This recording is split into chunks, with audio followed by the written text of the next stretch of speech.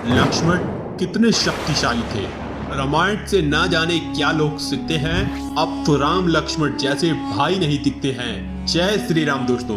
वाल्मीकि रामायण के अनुसार लक्ष्मण कितने शक्तिशाली थे। 14 साल के वनवास के बाद जब भगवान राम अयोध्या वापस आए, अगस्त्य ऋषि उनसे मिलने आए।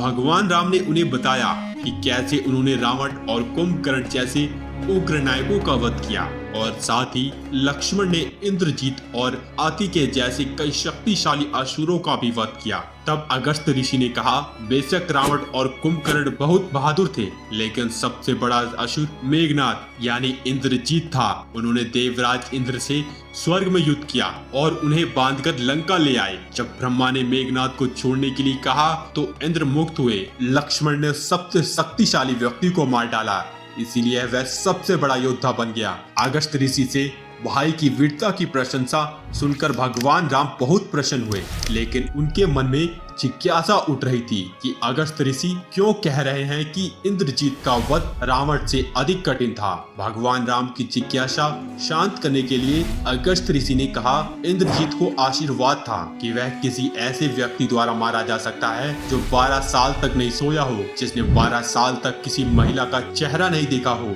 और 12 साल से कुछ भी नहीं खाया हो। अगस्त्य ऋषि के वचनों को सुनकर भगवान राम ने कहा, मैं वनवास के दौरान 14 वर्षों तक नियमित रूप से लक्ष्मण के हिस्से के फल और फूल उन्हें देता था। मैं सीता के साथ एक झोपड़ी में रहता था। बगल की झोपड़ी में लक्ष्मण थे। फिर कैसे उन्होंने सीता का चेहरा तक नहीं देखा था और 12 साल तक नहीं सोए थे? ये कैसे संभव है? लक्ष्मण को बुलाया गया और इस बारे में पूछा गया। फिर उन्होंने बताया कि जब हम पहाड़ पर गए, सुग्रीव ने हमें उसके गहने दिखाकर उसकी पहचान कराने के लिए कहा। मैंने पैरों के सिवा किसी भी गहने को नहीं पहचाना। जब आप और माता सीता एक झोपड़ी में सोते थे तो मैं पूरी रात बाहर पहरा देता था। जब नींद ने मेरी आंखों पर कब्जा करने की कोशिश की तो मैंने अपनी आंखों को अपने तीरों से बंद कर लिया था। तब लक्ष्मण ने 12 वर्षों तक भूखे रहने के बारे में बताया। मैं जो फल और फूल लाता था उसके 3 भाग तुम करते थे। एक भाग देकर तुम मुझसे कहते थे,